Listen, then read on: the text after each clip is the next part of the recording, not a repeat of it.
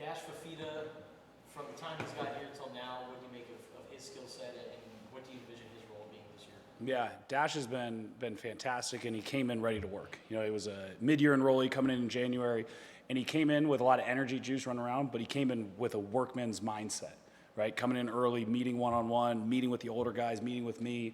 And he's got a really interesting skill set. I mean, he's really quick, really twitchy. You see why he was such a dang good high school player, and you see that carrying over now when he's getting a lot of reps here. But he does a fantastic job. Obviously, first thing you have to do is learn what to do and how to do it.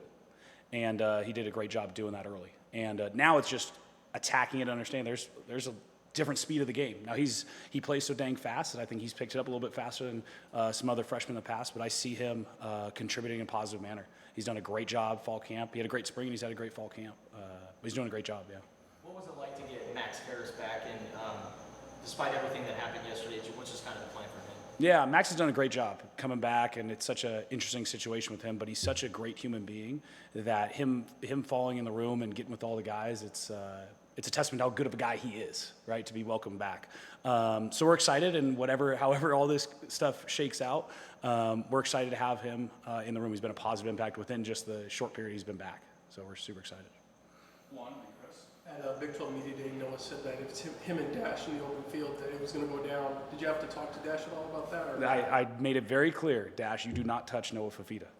So I don't care if he's your brother, you do not touch him. So that goes for everybody. I mean, Noah's such an unbelievable football player, an unbelievable leader that, yeah, you got to protect him. So he does a fantastic job. Now, Noah's the type of guy that he's a leader, that he likes the contact and stuff, so he'll run. But no, they've done a great job. They had one on the sideline where they were running. It was good football, right? He's tracking the near hip, Dash tags off, Noah keeps running. It's good football. And that's just the good application of everything. I mean, you talk about practicing at an elite level. Well, you watch this stuff. You don't touch quarterbacks, right? Especially when you have one of the best ones in the country, in my opinion, the best one in the country, you take care of them. You don't do something silly like that. But Dash has done a great job with that. But they do have some fun going back and forth with both of them, yeah. Chris and then Michael. Every time we refer to Trey Smith as Mr. Redline, everybody mentions that Tay Brown's kind of equally there. Just talk about his leadership on and off the field, kind of that Mr. Redline mentality. Yeah. I think Tay's done a fantastic job with creating a process for himself and sticking to it and looking to enhance it.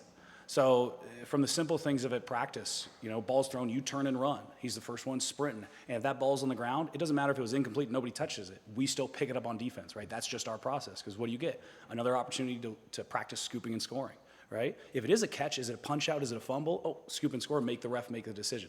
He ran the other day, ran 40 yards down the field, scooped it on a fade ball that, yeah, he's gonna have no effect on the play, but his process is ball's thrown, I turn and run.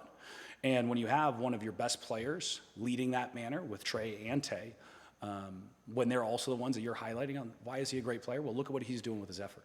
Look at what he's doing with his extra coming in to meet one-on-one, to meet as a unit, to do extra recovery, to meet with our nutrition. He does all those things. So when it's your best players and they have their best process, it's a great example, especially for the young guys to fall in line, because they see that do that. Naturally on a team, the good players are naturally looked upon fondly when they also operate the right way, have great process. That's how you create an unbelievable culture.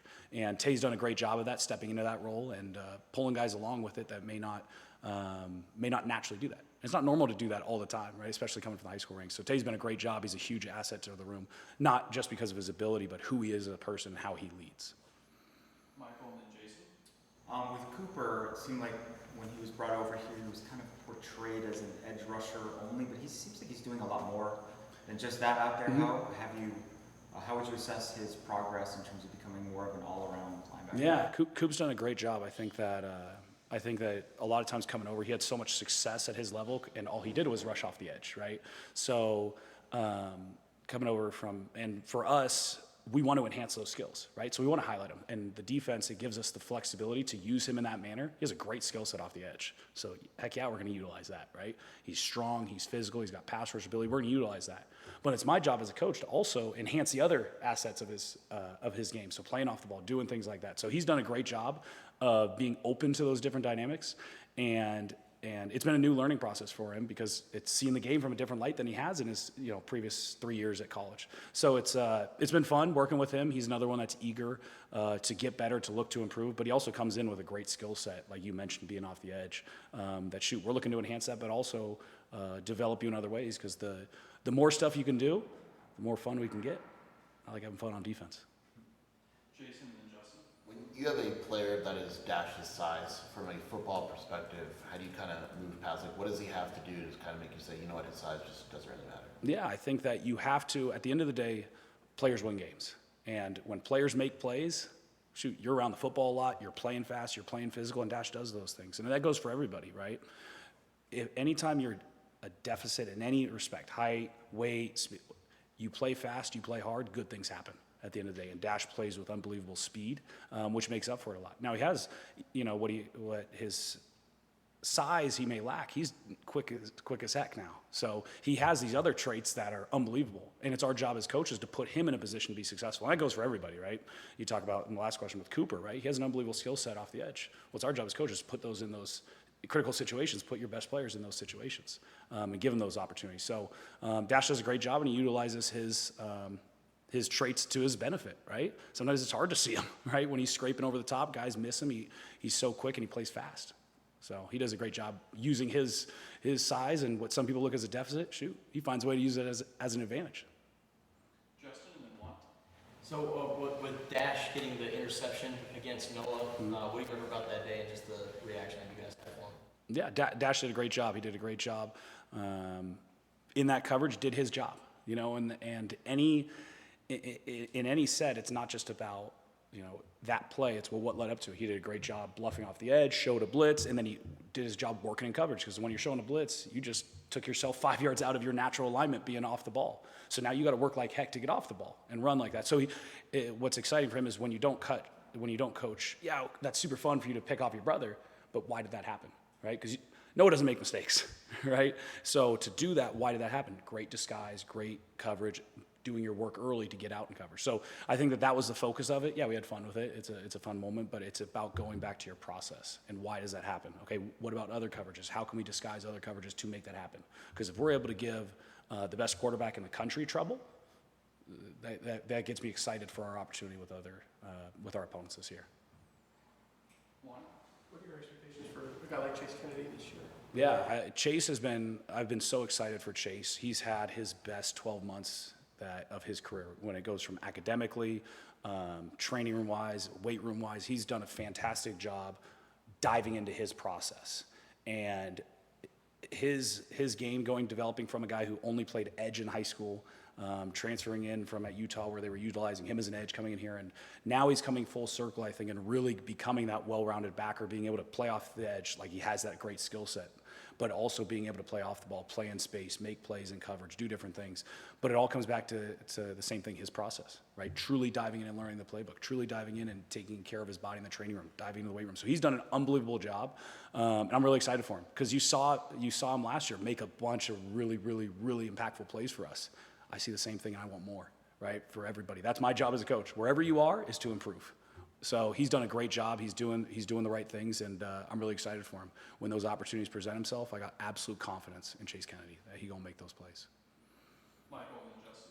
You guys obviously had a lot of takeaways last year. That's something that Danny emphasizes. Most defensive coaches emphasize that. But there's also usually some sort of statistical regression that happens. Like, it's hard to replicate that, like year after year after year.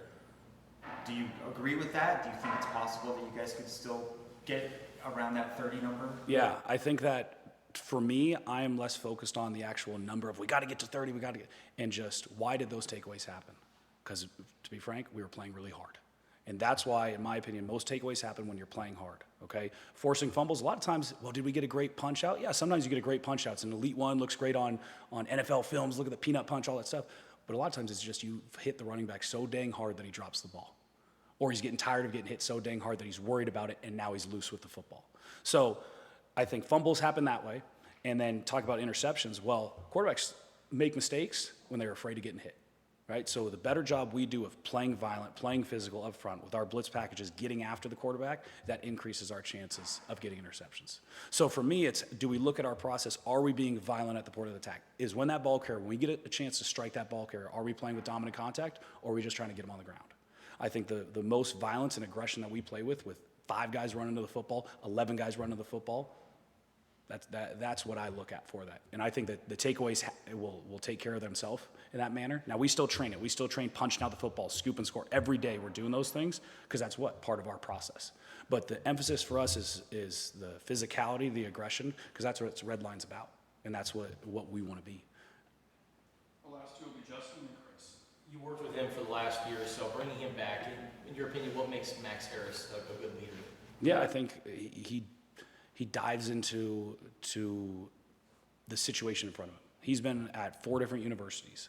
And when he came here, it wasn't, hey, at this last school I was doing this, they kind of did this, what's up with that? It's, okay, I'm here now, what's our process? What's Red Line? Let me learn that. Let me be that. And I think that that's a great testament for a guy who's had success every place he's been at. That's why he's had opportunities to move up in division and level. And he came in, and although he was a starter at each place previously, he came in with a humble mindset of what do I have to do to work? And he came in with that workman's mindset, understood what is Red Line, what's it about, and figured it out. And he also created unbelievable relationships with his teammates, with his coaches. He's got natural charisma, and I think it's a testament to who he is as a man and how he'll take on any challenge. I think that that's what excites me about him in the football field, but also just in life. He will be successful because of how he carries himself, and in any situation, the way he presents himself and attacks it. Who do you think has been the most improved linebacker since training camp started? Yeah, I've been really impressed with a lot of the guys. I think that every guy has specific things that they're focused on. I think one of the ones, Coop, I think you talked about it. Cooper has done a great job playing off the ball, playing in space, because that's just something that he wasn't comfortable with. I think he's done a tremendous job developing in that manner. And so he's probably the one of them, but it's what excites me is the amount of growth I feel we've had as a whole defense. When you talk about at the linebacker position, guys like Chase, who's had so much success on the ball, but now seeing it off the ball, tracking the ball, playing there. Tay, okay, you've made a bunch of plays, but how do we make them faster? How do we make those 2-yard gains be TFLs? So it's exciting for me for all the guys in the room. Same thing up front. The guys up front with Coach Salavea, I mean, they are getting after guys. They are flying off the ball. They're moving. They're doing great things. And Coach Viney and RC, I mean, we're doing some really great stuff in coverage, passing things off, doing all these fun stuff. And I think it's a true testament to these guys understanding that, okay, last year we were okay on defense. That has no reflect on what happens this year. Nobody cares. We haven't made a single tackle this year. We haven't made a single interception this year. We haven't done it. We haven't had a shutout this year. Nothing. So it's those guys saying, that was last year, cool. How are we going to attack this season? So from across the board, I've been really happy with specifically, my room, but the whole defense and the whole team as a whole have attacked with that mindset. Because last year was last year. What are we going to do now? Finish up with Chris. You just kind of alluded to it. There's a ton of experience up front, a lot of newness in the secondary. Just how have you seen the linebacker unit room in particular just kind of be the bridge between the front and the back of the defense? Yeah, I'm in a fortunate spot where two guys that played a lot of snaps last year, with being Tay and Chase, have been back. Max coming back now. Now you get another veteran body that kind of have been in the defense for a while. And then guys like Jabari Mann, who's been in the defense, understands it, played significant snaps last year, has continued to develop. So I've been fortunate to have a natural core of those guys. Then when you incorporate a guy like Everett and Coop, they fall in and they have another coach right next to them, right? So when they get my coaching points, it's being reinforced by Tay, Chase, Jabari, Max, all these guys. And I think that that's what naturally then bridges out to the other positions that may not have it. But there's other guys like Malcolm Hartzog and Dwight Boodle who, although we're at Nebraska, I was there at the same time, there was a lot of similarities in stuff. So there's some comfortability there. But just like anything, it's a testament, I think, to the relationships that guys build, from the linebacker room in particular, having relationships with the D-line. Yeah, it's really important. Having relationships with the corners, it's important. We make calls, we're in coverage together, all those different things. So it's an exciting time, and I think for the defense, just like kind of talking about it, it's a new defense. What are we going to do this year? Awesome. Thank you, Coach. Cool. Appreciate you guys. Thank you.